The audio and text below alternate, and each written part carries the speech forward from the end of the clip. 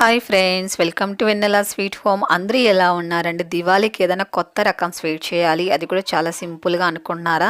అయితే ఈ కొత్త స్వీట్ చేయండి. దీనికి ముందుగా ఒక మిక్సీ జార్ తీసుకుని ఇందులో ఒక కప్పు బొంబాయి రవ్వ వేసుకోవాలి. ఇది హాఫ్ కప్ అండి నేను తీసుకుంది. బొంబాయి రవ్వ ఉప్మా చేస్తాం కదా, ఆ రవ్వ తీసుకోవాలి. ఇప్పుడు దీన్ని మెత్తగా మిక్సీ పట్టుకోవాలండి. చూడండి, ఇలా మెత్తగా మిక్సీ పట్టేసుకోవాలి. ఆపుతూ ఆన్ చేస్తే మిక్సీ పట్టుకున్నారంటే ఇలా మెత్తగా వస్తుంది. దీన్ని ఒక బౌల్లోకి తీసేసుకుందాము. హాఫ్ కప్పు బొంబాయి రవ్వకి ముప్పావు కప్పు గోధుమ పిండి తీసుకోవాలి. మీరు కొలత ప్రకారం తీసుకోవాలండి. కప్పుతో కానీ గ్లాస్తో కానీ కొలత ప్రకారం తీసుకున్నారంటే స్వీట్ చక్కగా వస్తుందండి. ఇందులో హాఫ్ కప్పు పెరుగు తీసుకోవాలి. బాగా ఫ్రెష్గా ఉండే పెరుగు తీసుకోవాలి. ఎక్కువ పుల్లగుండే పెరుగు తీసుకోకండి. ఇందులో ఒక చిటికెడు సాల్ట్ వేసుకోవాలి. ఒక పావు టీ స్పూన్ వంట సోడా వేసుకోవాలండి. కుకింగ్ సోడా ఉంటుంది కదా, అది ఒక పావు టీ స్పూన్ తీసుకుంటే సరిపోతుంది. ఇందులో పావు కప్పు ఆయిల్ వేసుకోవాలండి. స్మెల్ లేకుండా ఉండే ఆయిల్ ఒక పావు కప్పు తీసుకొని వేసుకోవాలి. మీకు నచ్చినట్లయితే నెయ్యి కూడా వేసుకోవచ్చండి. ఒక పావు కప్పు వేసుకోవాలి. ఇదంతా బాగా మిక్స్ చేసుకోవాలి. ఇందులో ఒక 2 టేబుల్ స్పూన్లు వాటర్ వేసుకుంటే సరిపోతుందండి. ఎక్కువ నీళ్ళు పోయకండి. ఒక 2 టేబుల్ స్పూన్లు వాటర్ వేసుకొని మిక్స్ చేసుకుంటే సరిపోతుంది. మనం ఇందులో పెరుగు అలాగే ఆయిల్ వేసాం కాబట్టి వాటర్ అనేది చాలా తక్కువ పడుతుందండి. ఇదంతా బాగా కలుపుకోవాలి ఉండలు లేకుండా. పిండి అంతా కూడా చక్కగా ఇలా పొంగుతూ వస్తుందండి. మనం ఇందులో పెరుగు అలాగే వంట సోడా వేసాం కాబట్టి ఇలా పొంగుతూ వస్తుందండి చక్కగా. చూడండి, ఇలా కలిపుంచుకుంటే సరిపోతుందండి. ఎక్కువ వాటర్ వేయకూడదండి. ఇలా కలిపుంచుకోవాలి. ఇప్పుడు దీనిపైన మూత పెట్టుకొని పక్కన ఉంచుకుందాము. ఇది అప్పటికప్పుడే మనం చేసుకోవచ్చండి స్వీట్. ఎక్కువ సమయం కూడా పట్టదు. ఇప్పుడు స్టవ్ వెలిగించుకొని ఒక గిన్నె పెట్టుకొని ఇందులో 1 కప్పు చక్కెర వేసుకోవాలి. ఇందులో ముప్పావు కప్పు నీళ్ళు పోసుకుంటే సరిపోతుందండి. 1 కప్పు చక్కెరకి ముప్పావు కప్పు నీళ్ళు పోసుకుంటే కరెక్ట్గా సరిపోతుంది. త్వరగా మనకు పాకం అనేది రెడీ అవుతుందండి. నీళ్ళు ఎక్కువ పోసుకున్నారంటే సమయం పడుతుందండి. కాబట్టి ముప్పావు కప్పు వాటర్ వేసారంటే కరెక్ట్గా సరిపోతుందండి. పాకం త్వరగా రెడీ అయిపోతుంది మనకి. చూడండి, పాకం అనేది రెడీ అయిపోయింది అప్పుడే. ఇప్పుడు ఇందులో కొద్దిగా ఇలాచీ పొడి వేసుకోవాలి. ఇలాచీ పొడి వేసిన తర్వాత ఒకసారి చక్కగా మిక్స్ చేసుకోవాలి.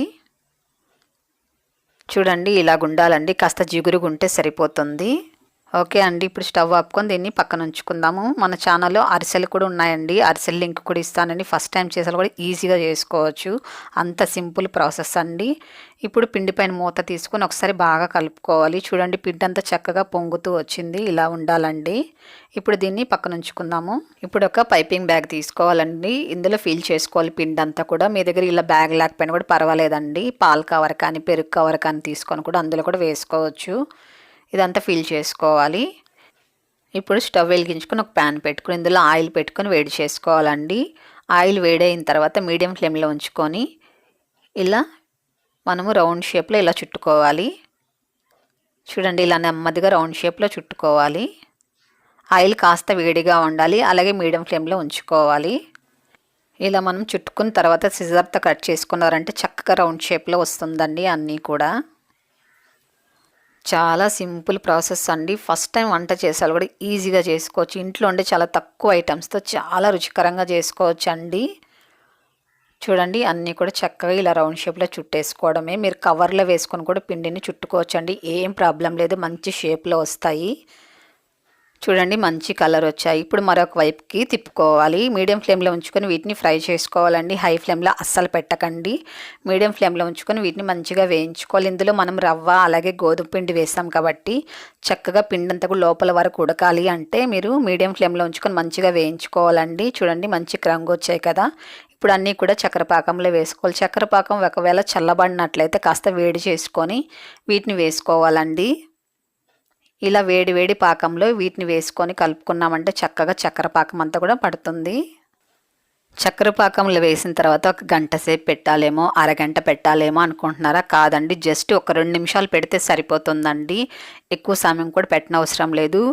చాలా క్రిస్పీగా ఉంటాయండి. పైన క్రిస్పీగా లోపల జ్యూసీగా చాలా చక్కగా ఉంటాయి. మనం 2 నిమిషాల పాటు పాకంలో ఉంచితే సరిపోతుందండి. ఇప్పుడు ఒక సర్వింగ్ ప్లేట్లోకి తీసేసుకుందాము. ఇలా ప్లేట్లో పెట్టిస్తే బాగుండదు కదండి. దీనికి ఏదైనా మంచిగా డెకరేషన్ చేసి ఇచ్చామనుకోండి, సేమ్ స్వీట్ షాప్లో కొన్న స్వీట్ లాగే ఉంటుంది కదా. దీనికి కాస్త బాదాము అలాగే కాస్త జీడిపప్పు కాస్త పిస్తా సన్న కట్ చేసుకొని దీనిపైన ఇలా డెకరేట్ చేసి ఇవ్వండి. ఇచ్చారంటే వాళ్ళు అంటారు, మీరు షాప్లో కొని తెచ్చారా ఈ స్వీటు అంటారండి. అంత బాగుంటుంది. చూడండి, నేను ఒకటి కట్ చేసి చూపిస్తాను. ఎంత జ్యూసీగా వచ్చాయి, చాలా అంటే చాలా జ్యూసీగా, చాలా క్రిస్పీగా, చాలా బాగుంటాయండి. మనం పెట్టింది 2 నిమిషాలే కదండి పాకంలో, కానీ చూసారా ఎంత జ్యూసీగా ఉందో. మీరు వేడి పాకంలో వీటిని వేశారనుకోండి, అప్పటికప్పుడే మీకు జ్యూసీగా రెడీ అయిపోతాయండి. చూసారు ఎంత జ్యూసీగా ఉన్నాయో. మీకు నచ్చిందైతే మీరు కూడా ఈ దివాళీకి ఒకసారి స్వీట్ చేసి ఎలాగొచ్చాయో నాకు తప్పకుండా కామెంట్ చేయండి, షేర్ చేయండి, లైక్ చేయండి, మన ఛానల్ని సబ్స్క్రైబ్ చేసుకోండి.